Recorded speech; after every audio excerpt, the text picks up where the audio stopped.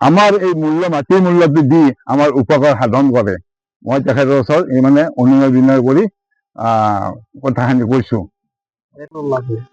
এই ঠিকাদাৰ এই যিখিনি কাম কৰিলে আমাৰ ৰাইজৰ একো কাম নহল। সন্মুখতে আমি য'ত বহি আছো ইয়াতে আমাৰ এটা গৰখীয়া গোঁসাই ঘৰ আছিল।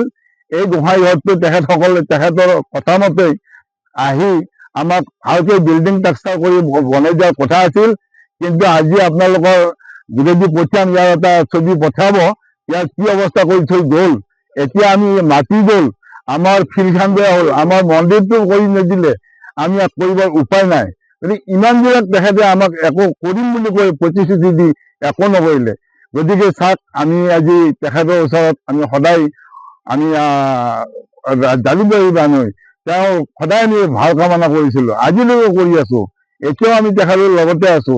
কিন্তু তেখেতে যিখিনি কৰিব লাগে সেইখিনি কাম আমাক কৰি নিদিয়াৰ ফলত আমি আজি এনেকৈ মানে ধৰ্মঘাট অনুষ্ঠান কৰিব লগা হৈছো। গতিকে এইখিনি এজন নামটো তেওঁ কি হেৰি আছিলে, ৰমেশ সিং এনেকুৱা ধৰণৰ দুজন হেৰি আছিলে, ঠিকাদাৰ আছিল। তেওঁলোকে এই আধাখিলা কৰি থৈ গুচি গ'ল মন্দিৰটোৰ। তাৰপিছত আৰু তেওঁ পলায়ন কৰিলে, আমি একো ধৰিব নোৱাৰিলো আৰু এনেভাৱে আমাৰ কামবিলাক আধৰুৱা হৈ পৰি থাকিল। আজি মাঘী পূৰ্ণিমা 2026 চনৰ আজিৰ দিনটো খুবেই ভাল।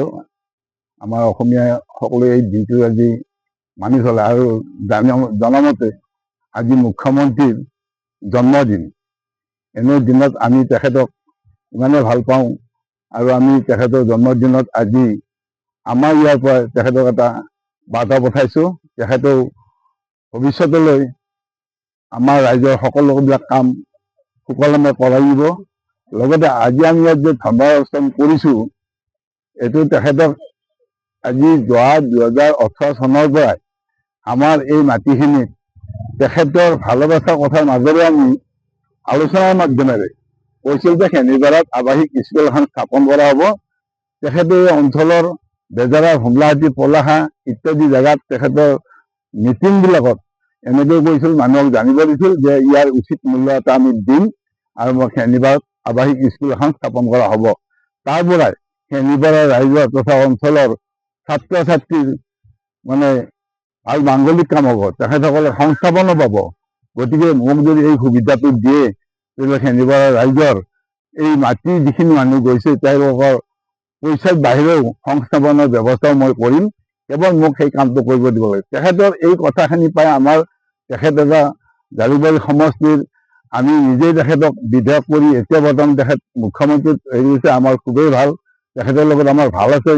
কিন্তু আজি তেখেতে আমাৰ এই দুখীয়া মানুহখিনিৰ যি এই মাটিখিনি গ'ল, তাৰ কাৰণে তেখেতৰ ওচৰত আজিলৈকে আমি গৈ কোনো ফলশ্ৰুতি হ'ব পৰা নাই, কোনো কথাবিলাকৰ লাংমান নাই। কাৰণ আজি আমাক দৌৰাই আছে, আজি য'তেই যাব কয় যে আমাৰ হেৰি আমিনগাঁও DC অফিচত কামবিলাক হ'ব, তাত আপোনালোকে সভা কৰিব, তাত গ'লে আপোনালোকে গোটেইখিনি ক'ব, আপোনালোকৰ মূল্যখিনি নিশ্চয় আমি দিম। এইবিলাকো আমি তেখেতৰ কথা মতে অহা যোৱা কৰি, তেখেতৰ কিছুমান আমাৰ নথি আমাৰ আছে, তেখেতে আমাক কথা দিছিল, আমাক লিখি দিছিল, ইয়াৰ প্ৰমাণ পত্ৰবিলাক এইবিলাক থাকিল। আনকি এই ঠাইখিনিতে আমিনগাঁৱৰ পৰা DC SDC সকলোবিলাক তেখেতৰ দ্বাৰা আহি ইয়াত আমাৰ লগত আলাপ আলোচনা কৰি আমাক ইয়াৰ মাটিৰ মূল্য দিম বুলি বাৰে বাৰে কৈ আছিল।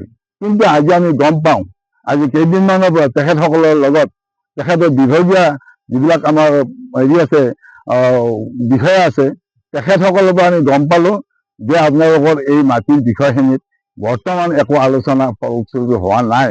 গতিকে আমি আপোনাৰ ওচৰত আহি আছে, আমি কি ক'ম, সেয়েহে আমি উপায় নাপায় তেখেতক আমি ভালদৰে আমাৰ খেনিপাৰা ৰাইজে যিখিনি মাটি আমাৰ ক্ষতিগ্ৰস্ত মানুহখিনি তেখেতে আমাৰ এই মূল্যটো দি আমাৰ উপকাৰ কৰিব বুলি আমি বৰ তেখেতৰ ওচৰত অনুনয় বিনয় কৰিছো। আৰু তেখেতে যি এই বাংলাখন বনাইছে, ইয়াত বিল্ডিংবিলাক কৰিছে, এতিয়া তেখেতে নিজে চাওক। আৰু আজি এই বাৰ্তাৰে আপোনালোকৰ যোগেদি আমি পঠিয়াব বিচাৰিছো, ইয়াত ভোট বাংলা ব্যৱস্থা হৈছে, ইয়াত একো কাম নহ'ল। ইয়াতে যি তেখেতে প্ৰতিশ্ৰুতি দিছিল, স্কুলৰ ল'ৰা ছোৱালী দিব, সংস্থাপন কৰিব, আমাৰ এই জেগাখিনি ভাল হ'ব, ইয়াত খুব সুন্দৰ এটা পৰিৱেশ আহিব, সেই কামনা কৰিছিলো।